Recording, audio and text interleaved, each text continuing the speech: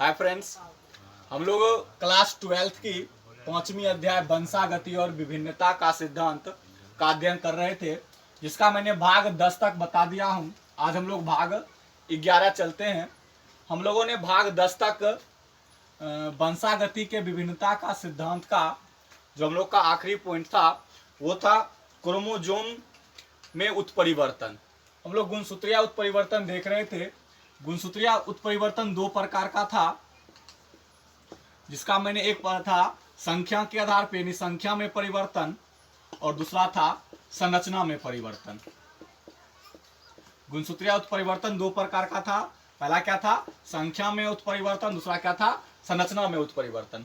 तो हम लोगों ने संख्या में उत्परिवर्तन का अध्ययन कर चुके थे। आज हम लोग अध्ययन करेंगे उसका दूसरा पार्ट, संख्या में उत्परिवर्तन, यानी गुणसूत्र के संख्या में उत्परिवर्तन कैसे होता है उसके बारे में हम लोग अध्ययन करेंगे, यानी चेंजेस इन क्रोमोसोम स्ट्रक्चर। नहीं तो हम लोगों ने अध्ययन कर चुका हूं। पिछले क्लास में मैंने बताया था कि अर्धसूत्री विभाजन के द्वारा जनसंख्या में जो यानी वृद्धि होती है, चाहे हम लोग का जो गुणसूत्र में वृद्धि होती है वो किस विभाजन से होती है? तो अर्धसूत्री विभाजन के द्वारा। नहीं, जब अर्धसूत्री विभाजन के द्वारा एक पीढ़ी से दूसरे पीढ़ी में गुणसूत्र जाती है तो उनमें कुछ ना कुछ परिवर्तन होता है, यानी उनमें जो परिवर्तन होता है, उनके आकार में जो परिवर्तन होता है उसे ही कहते हैं गुणसूत्रीय संरचना में परिवर्तन। फिर से एक बार देख लीजिए, कॉपी पे नोट कर लीजिए। गुणसूत्रीय परिवर्तन का संरचना परिवर्तन क्या कहलाएगा? अर्धसूत्री विभाजन के दौरान, अर्धसूत्री विभाजन के दौरान जब गुणसूत्र के संरचना में परिवर्तन होता है उसे ही हम लोग क्या कहते हैं? संरचना में परिवर्तन, चाहे गुणसूत्र के संरचना में परिवर्तन।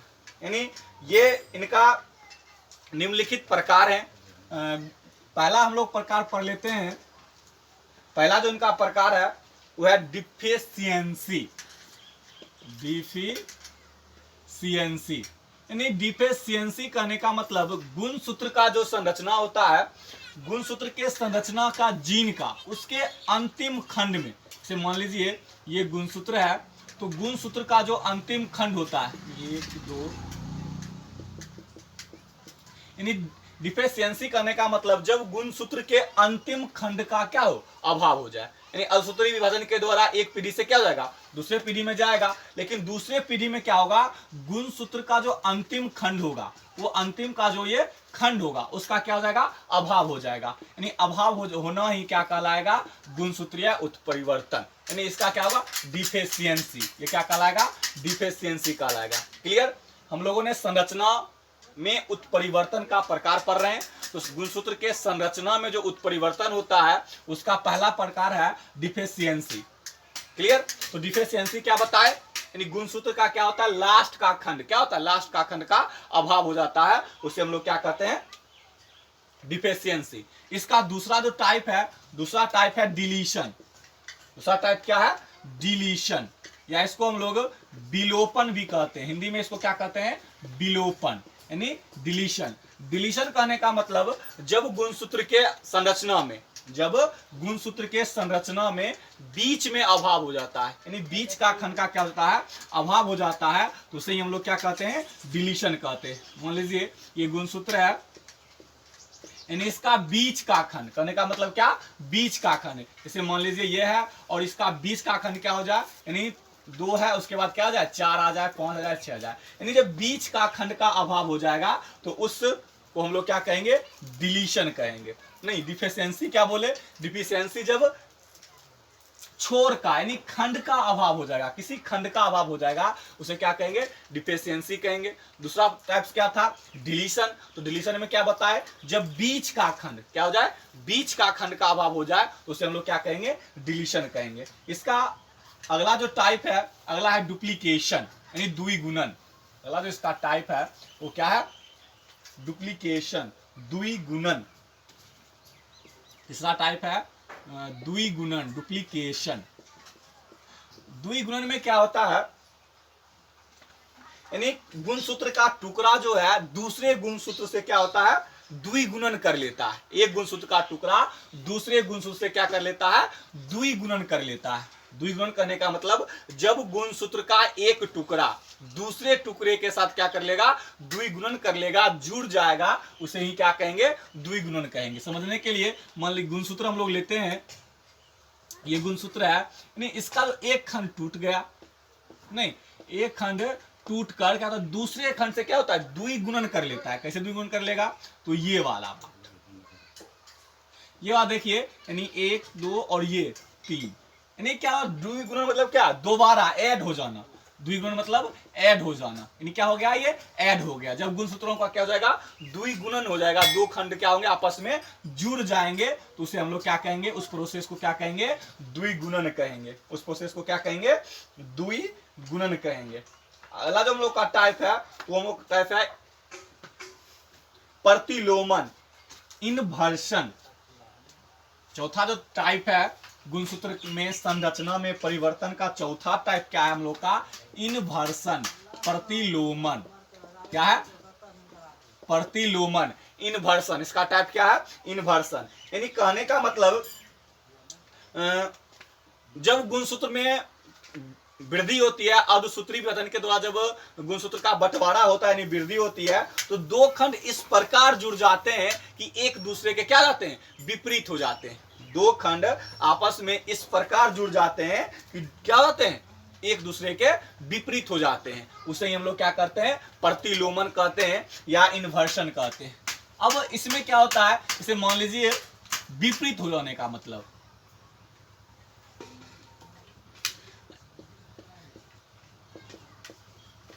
यानी एक गुणसूत्र का खंड क्या होता है, दूसरे गुणसूत्र के साथ क्या होता है, विपरीत हो जाता है। यानी क्या हो जाएगा, 1 2 5 6 3 4 इस प्रकार से नहीं, यानी गुणसूत्र क्या हुआ, दो खंड आपस में जुड़ेगा, लेकिन एक दूसरे क्या जुड़ेगा, विपरीत में जुड़ेगा। नहीं, एक दूसरे का विपरीत में जब जुड़ जाएगा टूट करके, तो उस प्रकार को क्या कहेंगे हम लोग, प्रतिलोमन कहेंगे। इसमें देखिए अब किसमें, ये बीच वाले भाग को हम लोग क्या कहते हैं, सेंट्रोसोम कहते हैं। ये बीच वाले भाग को सेंट्रोसोम कहते हैं, आप लोग जानते हैं। तो जिसमें सेंट्रोसोम पाया जाता है, जिसमें सेंट्रोसोम पाया जाता है, उसे हम लोग पेरिसेंट्रिक प्रतिलोमन कहते हैं। याद रखिएगा, क्या बोले पहला पॉइंट इसमें, जिसमें सेंट्रोसोम यानी सेंट्रोमियर, सेंट्रोसोम क्या, सॉरी सेंट्रोमियर नहीं, इसमें सेंट्रोमियर पाया जाता है, उसे क्या कहेंगे, पेरिसेंट्रिक, पेरिसेंट्रिक प्रतिलोमन। नहीं, और जिसमें सेंट्रोसोम नहीं पाया जाता है उसे कहेंगे पारासेंट्रिक प्रतिलोमन।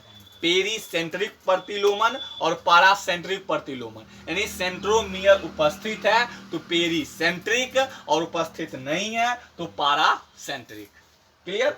हम लोगों ने ये चौथा प्रकार पढ़ा गुणसूत्र के संख्या में परिवर्तन का। और हम लोग का जो पांचवा प्रकार है, पांचवा जो हम लोग का पांचवा जो प्रकार है वो है ट्रांसलोकेशन, स्थानांतरण, स्थानांतरण, ट्रांसलोकेशन।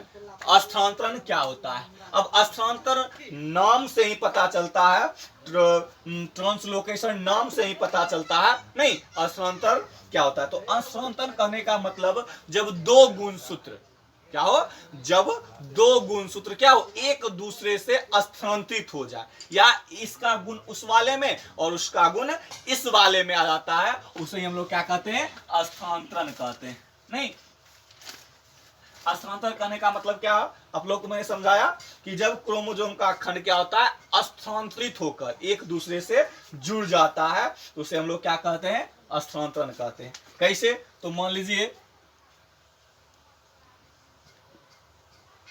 स्थानांतरित हो गया, नहीं यानी ये वाला पार्ट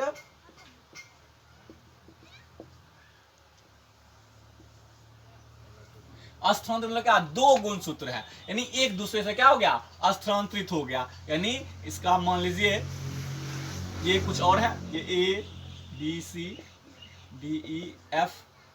अब इसमें जो नया गुण स्थानांतरित जब होके बनेगा, ये क्या हो जाएगा, एक दूसरे का क्या हो जाएगा, स्थानांतरित हो जाएगा। नहीं, तो इसको हम लोग क्या कहेंगे, स्थानांतरण। जब दो जब गुणसूत्रों का खंड स्थानांतरित होकर एक दूसरे से जुड़ जाते हैं उसे ही क्या कहते हैं, ट्रांसलोकेशन कहते हैं, स्थानांतरित करते हैं। इसमें भी 2 पॉइंट याद रखिएगा। पहला पॉइंट याद क्या रखिएगा, जब दो बराबर गुणसूत्र में परिवर्तन होता है, जब दो बराबर गुणसूत्र में स्थानांतरित होता है उसे रेसिप्रोकल ट्रांसलोकेशन कहते हैं। क्या कहते हैं, रेसिप्रोकल स्थानांतरण। क्या, जब दो बराबर खंड एक दूसरे से स्थानांतरित होते हैं उसे क्या कहते हैं, रेसिप्रोकल। क्या कहते हैं, रेसिप्रोकल। और जब गुणसूत्रों का स्थानांतरित होता है तो उसे क्या कहेंगे, सिंपल ट्रांसलोकेशन यानी साधारण स्थानांतरण। देखिए फिर से बोलिएगा, जब इसका फिर से देखिए स्थानांतरण क्या है, तो क्या कहेंगे, इसको परिभाषा में लिखना हो सजा करके हमको लिखना है तो इसको क्या कहेंगे कि गुणसूत्र के खंड असमजात गुणसूत्र में, जब असमजात गुणसूत्र के बीच परिवर्तन होता है, मतलब सजा के लिखे भाषा में तो क्या लिखेंगे, जब गुणसूत्र खंड का परिवर्तन या स्थानांतरित क्या होता है, असमजात गुणसूत्र के साथ होता है उसे क्या कहते हैं, स्थानांतरण कहते हैं। नहीं, जब बराबर वाला होगा तो रेसिप्रोकल और बराबर नहीं होगा तो सिंपल। क्लियर। यहां तक हम लोगों ने पढ़ा था पहला प्रकार, यानी पहला जो हम लोग म्यूटेशन का प्रकार पढ़ रहे थे, क्या, गुणसूत्र में परिवर्तन। तो मेरा गुणसूत्र में परिवर्तन यहां तक खत्म हो गया। गुणसूत्र में परिवर्तन मैंने 2 प्रकार का बताया था। एक क्या बताया था, गुणसूत्र के संख्या में परिवर्तन, और आज मैंने डिस्कस किया गुणसूत्र के संरचना में परिवर्तन। ये हम लोग का पहला। अब हम लोग का दूसरा, वहां दूसरा जो मेरा था वो था जीन म्यूटेशन, नहीं, जीन उत्परिवर्तन, या इसको हम लोग बिंदु उत्परिवर्तन भी कहते हैं। नहीं, जीन उत्परिवर्तन या क्या कहते हैं इसको, बिंदु उत्परिवर्तन। क्लियर। तो जब किसी भी जीव की जीन में परिवर्तन होती है, जब किसी भी जीव के जीन में परिवर्तन होती है उसे ही क्या कहते हैं, जीन उत्परिवर्तन या बिंदु उत्परिवर्तन, पॉइंट म्यूटेशन। जब जीन में मतलब क्या, उसके छोटी से छोटी इकाई, डीएनए का क्रियात्मक या हम लोग का हेरिडिटी इकाई बोले तो क्या होता है, जीन होता है। नहीं, अनुवांशिक इकाई क्या होता है, जीन होता है। तो जब जीन में परिवर्तन होता है, तो उसे हम लोग क्या कहते हैं, जीन म्यूटेशन। समझ में आएगा, क्या लिखेंगे, जब किसी भी जीव के जीन में परिवर्तन होती है उसे हम लोग क्या कहते हैं, जीन म्यूटेशन कहते हैं, जीन उत्परिवर्तन कहते हैं। क्लियर। ये भी 2 प्रकार का होता है, पहला होता है प्रतिस्थापन जीन उत्परिवर्तन, नहीं, सबस्टिट्यूशनल जीन म्यूटेशन। और दूसरा होता है फ्रेम विस्थापन। पहला क्या आपने बताया, प्रतिस्थापन यानी सबस्टिट्यूशनल म्यूटेशन, प्रतिस्थापन जीन उत्परिवर्तन। जब जीन में परिवर्तन होगा, किसी भी जीव के जीन में जब परिवर्तन होगा उसे क्या कहेंगे, जीन उत्परिवर्तन। और ये 2 प्रकार का, प्रतिस्थापन उत्परिवर्तन और फ्रेम विस्थापन उत्परिवर्तन। क्लियर। तो अब प्रतिस्थापन क्या होता है ये हम लोग समझते हैं। जब क्या होता है, ये देखिए, प्रतिस्थापन क्या होता है, जब जीन के नाइट्रोजनी क्षार, जब जीन के चाहे डीएनए के नाइट्रोजनी क्षार, नाइट्रोजीनियस बेस, जब नाइट्रोजीनियस बेस में एक नाइट्रोजीनियस बेस की जगह दूसरा नाइट्रोजीनियस बेस आ जाता है। नाइट्रोजीनियस बेस क्या है, नाइट्रोजनी क्षार क्या है, हम लोग क्लास 11वीं में अध्ययन कर चुके हैं। तो उत्परिवर्तन क्या होगा इसमें, प्रतिस्थापन में, जब एक नाइट्रोजीनियस बेस के स्थान पे कोई दूसरा नाइट्रोजीनियस बेस आ जाता है, उससे ही हम लोग क्या कहते हैं, प्रतिस्थापन कहते हैं। यानी नाइट्रोजीनियस बेस में होने वाले परिवर्तन को क्या कहते हैं, प्रतिस्थापन उत्परिवर्तन कहते हैं। इस तरह से भी हम लोग लिख सकते हैं। क्या लिख सकते हैं, नाइट्रोजीनियस बेस यानी नाइट्रोजनी क्षार में होने वाले परिवर्तन को क्या कहते हैं, प्रतिस्थापन उत्परिवर्तन कहते हैं। क्लियर। ये भी दो प्रकार का होता है, ये भी दो प्रकार का होता है। पहला क्या होता है, ट्रांजिशन।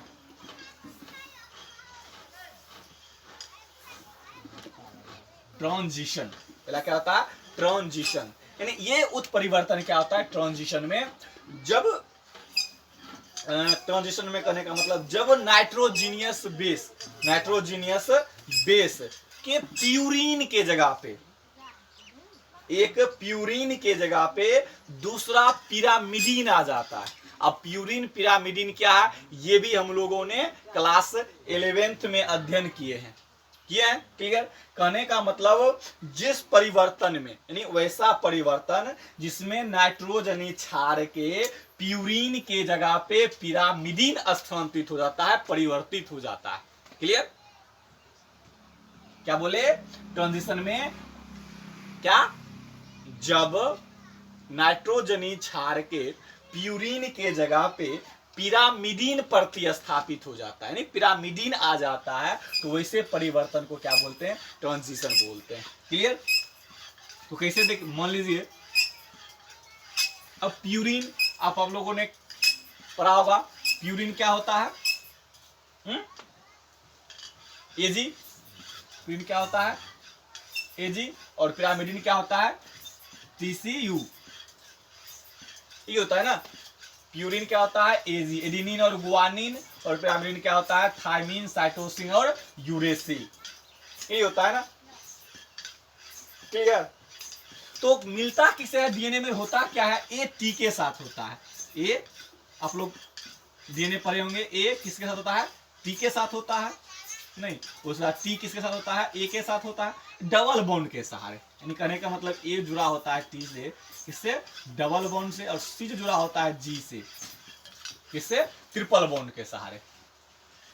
नहीं तो यानी कहने का मतलब प्यूरिन के जगह पे क्या आ जाएगा, पिरामिडीन आ जाएगा। प्यूरिन की जगह पे क्या आ जाएगा, पिरामिडीन। अब मान लीजिए ये क्या है, प्यूरिन था, एजी, और ये प्यूरिन की जगह पे क्या आ जाएगा, पिरामिडीन आ जाएगा। तो इस प्रकार का जो परिवर्तन होगा, इस प्रकार का जो परिवर्तन होगा वो क्या कहलाएगा, ट्रांजिशन। क्या कहलाएगा, ट्रांजिशन। समझ में आया बात।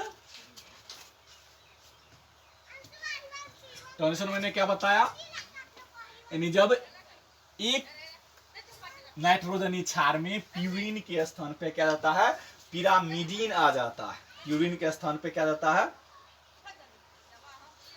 प्यूरिन के स्थान पे क्या आता है, पिरामिडीन आ जाता है, तो उसको क्या कहते हैं, ट्रांजिशन।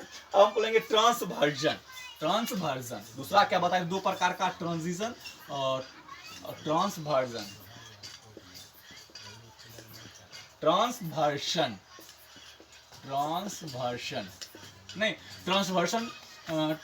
ट्रांसवर्जन में क्या होता है, इससे पहले जो मैंने बताया था वो बताया था क्या, प्यूरिन के जगह पे पिरामिडीन आ जाता है, प्यूरिन के जगह पे पिरामिडीन आ जाता है। ये ट्रांसवर्जन में क्या होगा, जब नाइट्रोजनी क्षार में प्यूरिन के जगह पे पिरामिडीन या पिरामिडीन के जगह पे प्यूरिन, यानी दोनों में एक्सचेंज हो सकता है। नहीं, या तो क्या होगा, जब नाइट्रोजनी क्षार में प्यूरिन के जगह पे पिरामिडीन या पिरामिडीन के जगह पे प्यूरिन प्रतिस्थापित हो जाता है, परिवर्तन हो जाता है, तो वैसे उत्परिवर्तन को क्या कहते हैं, ट्रांसवर्जन उत्परिवर्तन कहते हैं। क्लियर।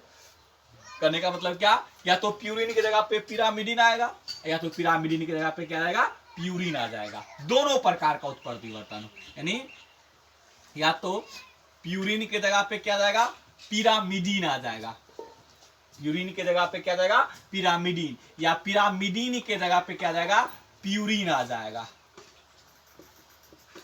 नहीं, यानी इस प्रकार का जो उत्परिवर्तन होता है उसे हम लोग क्या कहते हैं, ट्रांसवर्जन उत्परिवर्तन। क्लियर। ये मेरा पहला था प्रतिस्थापन का, पहला जो हम लोग जीन म्यूटेशन को दो भागों में बांटा था, प्रतिस्थापन उत्परिवर्तन और फ्रेम विस्थापन उत्परिवर्तन। तो प्रतिस्थापन उत्परिवर्तन को भी दो पार्टों में बांटा था, ट्रांजिशन और ट्रांसवर्जन में। नहीं, वो दोनों मेरा कंप्लीट हो गया। अब हम लोग दूसरा देखते हैं, फ्रेम विस्थापन। दूसरा क्या था मेरा? फ्रेम विस्थापन। फ्रेम विस्थापन उत्परिवर्तन। नहीं, इसमें क्या होता है, इस प्रकार के उत्परिवर्तन में नाइट्रोजीनियस बेस में क्या होता है, विलोपन हो जाता है। नाइट्रोजीनियस बेस में क्या होता है, विलोपन हो जाता है। विलोपन मतलब कमी हो जाती है, डिलीशन हो जाता है। यानी कहने का मतलब कहीं पे से क्या हो जाएगा, एक नाइट्रोजीनियस बेस की संख्या क्या हो जाएगी, कम जाएगी।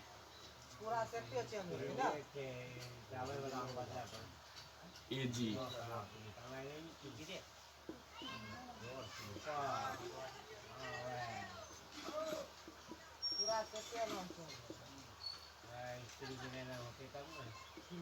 नहीं, यानी कहने का मतलब क्या हो जाएगा, कुछ की विलोपन हो जाएगी। नहीं, क्या हो जाएगी, विलोपन हो जाएगी। तो उस प्रकार का जो परिवर्तन होगा, यानी विलोपन मतलब क्या, हट जाना, समाप्त हो जाना। उस उत्परिवर्तन को क्या कहेंगे, फ्रेम विस्थापन। इसमें क्या लिखेंगे, वैसा उत्परिवर्तन जिसमें नाइट्रोजनी क्षार का क्या होता है, विलोपन हो जाता है। वैसा उत्परिवर्तन जिसमें नाइट्रोजनी क्षार का क्या होता है, विलोपन हो जाता है, उसे हम लोग क्या कहते हैं, फ्रेम विस्थापन उत्परिवर्तन।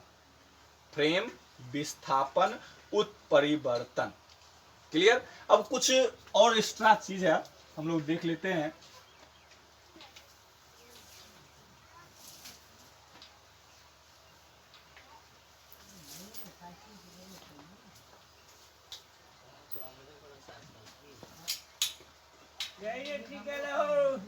अब हम लोग पढ़ते हैं स्वतः एवं प्रेरित उत्परिवर्तन। स्वतः एवं प्रेरित उत्परिवर्तन, स्पॉन्टेनियस एंड इंड्यूसेड म्यूटेशन।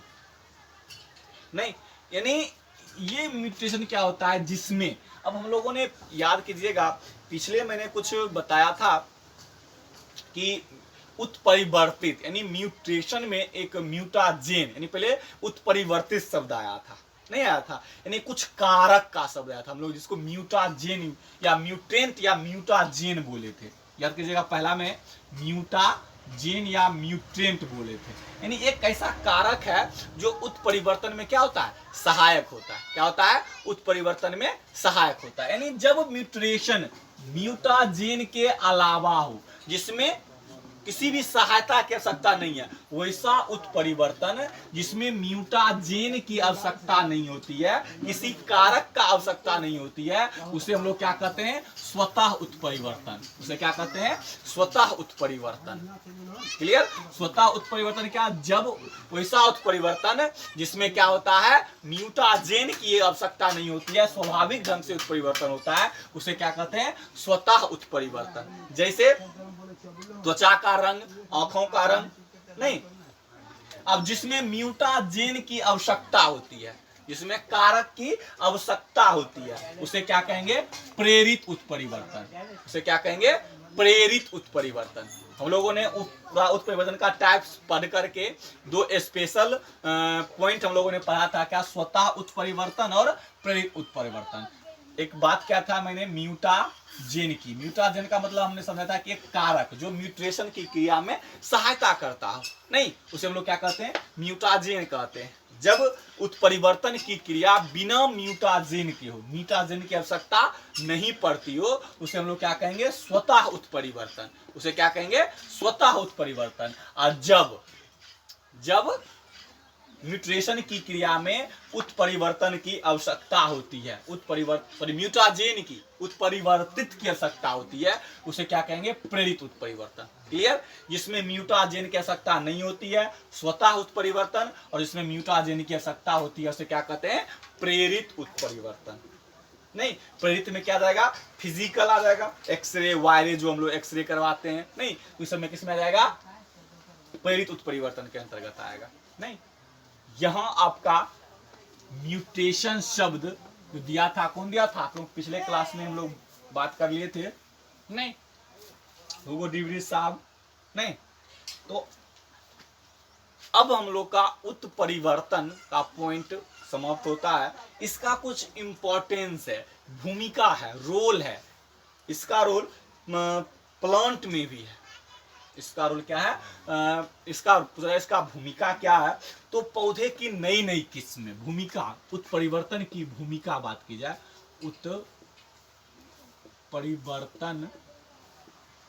उत्परिवर्तन की भूमिका, रोल ऑफ म्यूटेशन, भूमिका की बात की जाए, रोल ऑफ म्यूटेशन की बात की जाए, तो सबसे पहला क्या रहेगा, नई नई पौधा की जो नई नई किस्म बनती है, तो पौधा की नए नए किस्म बनाने में इसकी मदद मिलती है।